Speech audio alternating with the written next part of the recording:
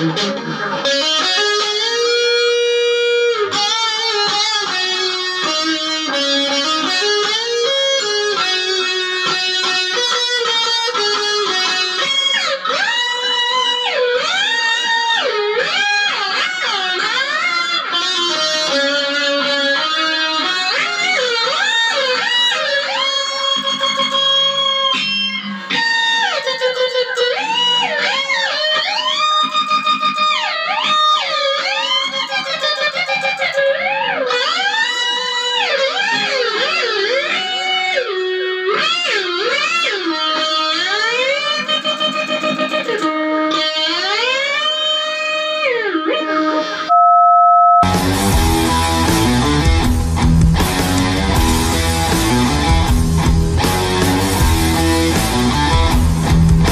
yun nga sa mga kadya, today's another day. So ngayon ay nandito ako sa aking studio at pagpasensya nyo na kung medyo against the light na kasi nandito ako sa may bintana. Ito sa video na ito, no, ay kung napanood naman ninyo dun sa kauna-unang video na ito, no, ay may napakinggan kayo na something na effects. I-explain ko sa inyo kung paano ko nagawa yun. Ang pakay natin or yung focus natin dun, which is yung effects na ginamit ko, yung Vox Stomp-Lab 2G, at ito ay gustong gusto ko yung effects na ito, na which is yung ginagamit ni Tom Morello kapag siya tutugtog sa Rage Against the Machine, no, yung ginagamit niya dun sa Killing in the Name of na effects, no, kapag mag-solo siya. Then yung the rest sa kanta na ginagamit niya, na which is yung whammy pedal or yung kung tawagin na pitch shifter. My favorite na effects na gusto kong gawin kapag ako tumutugtog even na mag-solo. Mayroon akong mga dinagdag na mga effects para kahit paano ay hindi man mabitin yung tunog ko at para lumakas siya ng mga katya. Tara, zoom in na natin to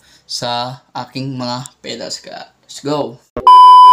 So mga katya, nandito na tayo sa aking pedal board, no. As you can see naman, ay 3 pedals lamang yun nandyan, no. So wala yung Vox saturator ko na distortion, yung mower na compressor, yung tuner, at yung degree reverb, no. Kita nyo ay which is yung Vox Stomp-Lab 2G ko, boost, at yung delay. So noong time na nito mga nakarang araw lang, gusto ko lang mag my day na nagigitara, ganyan. Noong time na ginamit ko ito sa kategory ng metal. Kasi gusto ko rin maganap ng mga distortion dito. Ito sa number na ito, number 72. Bale, lilipat ako ng effects sa 71, no. Tapos nung time na punta na ako dito sa number na ito, naka-bypass siya.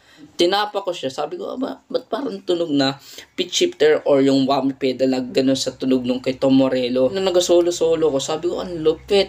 So, which is, yun, nahanap ko na yung effects na gustong-gusto kong gamitin. Napakaganda, sarap pakinggan din. Samahan mo pa ng delay or clear boost, then distortion. Napaka-solid ng tunog na yun. Gustong-gusto ko talaga magkaroon ng whammy pedal or yung pitch shifter. Kaso nga lang, napakamahal nun ng mga katsaw. Pag naka-off siya, no, pag walang ilaw dito, tunog niya ay distortion. Mamaya paparinig ko sa inyo. And pag tinapakan ko or dinin ko yung tapak dito sa wah, no, yan, mag-ailaw siya. Which is, pwede mo siyang ma-open yung pitch shifter or yung whammy pedal. So, pag tinapak po siya ng paganto, hindi mo siya adiin ng konti, parang konting lang, tapak lamang, ay yun, yung malabas na yung tunog ng pitch shifter or yung whammy pedal. Then, pag tinas mo, parang normal na tunog lamang siya. No? Para umangat yung tunog ko doon, no, mga katsa, ay gumamit na rin ako ng clear boost, no. So, ang settings ko dito sa clear boost ko, level ko nasa 3, then yung gain ko, mga sa quarter to 1. Pero depende pag gusto ko pa ang dagdagan. Then delay ko, repeats ko sagad pa rin. Level ko nagbago, nasa quarter to 11. Delay ko yung nasa 1 o'clock. Gawin natin ay sound demo or iparinig ko sa inyo. So may ingay siya,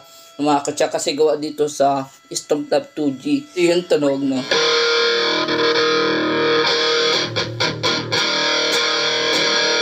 Yan yung tunog kapag walang pitch shifter. Inano ko na siya, tinapak ko na or na-press ko na itong wah pedal na ito, no. So iilaw yan, no.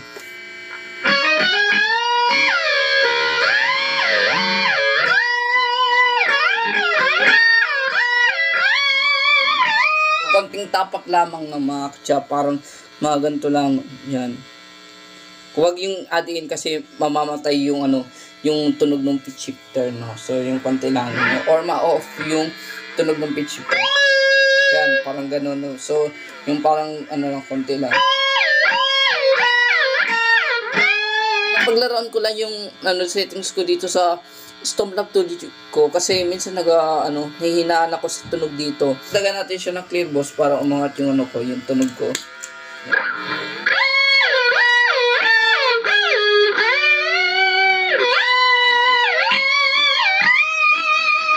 So bawasan lang natin ng konting yan, mga 12 o'clock yung gain, tas yung level ko yung mga nasa 2, yan.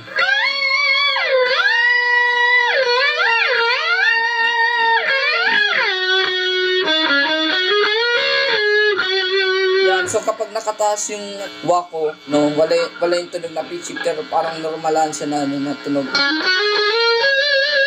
Pero pag binaba ko, dagan natin ng delay, kasi delay talaga. So ito yung tunog kapag may kasamang delay or lahat na pedals, So off ko muna ito.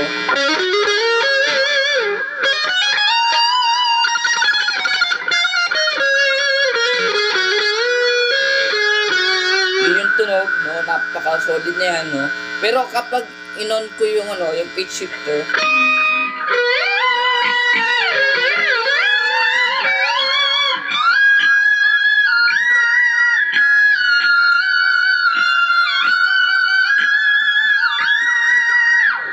napaka-solid ng tunog, napaka-ingay, Hindi ko pa siya natatry kapag sa mga malalaking amps kasi gamit ko 15 watts lang na amp. Kapag in-off ko siya, distortion lang siya, Yan.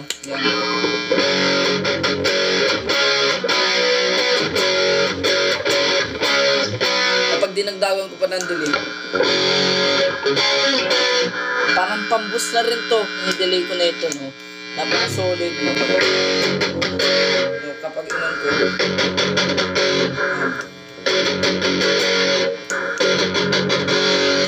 Yan. Dito naman ay try naman natin gumamit ng kill switch. Kill switch na which is to sa dalawang pickup dito sa Les Paul ko nito, dapat may nakapatay na volume, So, pipili ko kung bridge pickup or neck pickup. Pero, I suggest na openin yung pickup which is itong bridge pickup. Then, yung neck ay naka-off. 0% yung kanyang volume, Papakinggan ninyo. So, walang tunog. Kapag inano ko siya sa bridge, wala din tunog. Pero, kapag inano ko dito sa bridge pickup,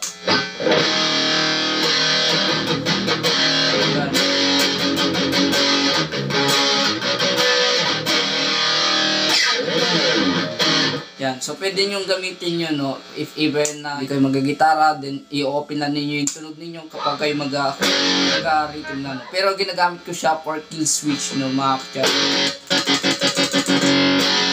Yan. So, try na natin gamitin yung effects na pitch shifter, open yung clear boss, then yung delay, So, gawin natin yun, mga kachat. Yung ginagawa lagi ni Tom Morello. So, hindi pa nakagamit ng pitch shifter, so ito yung tunog niya.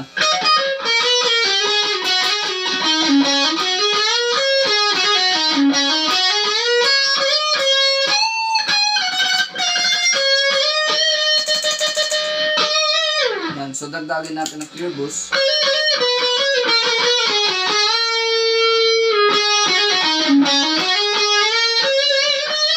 Pitch shifter.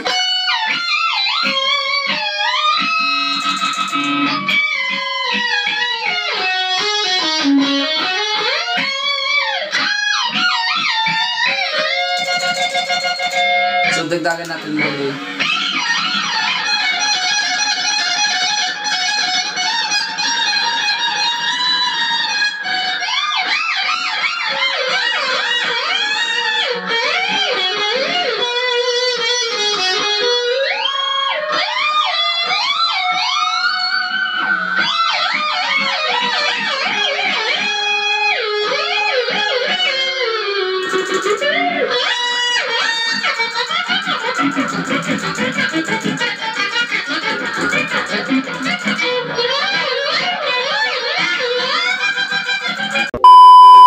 Kung kayo magtatanong na ano yung mas magandang effects na whammy pedal or yung pitch shifter na effects, So I suggest na hanapin nyo dun sa effects ko dun sa Voxes Stormlab 2D. So nandun naman, kung nakita naman ninyo.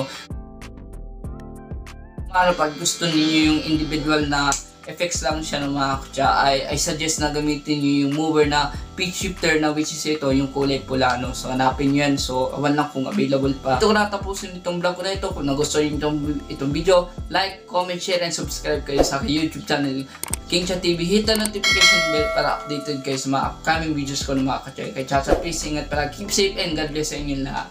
Yun, tugtog lang palagi.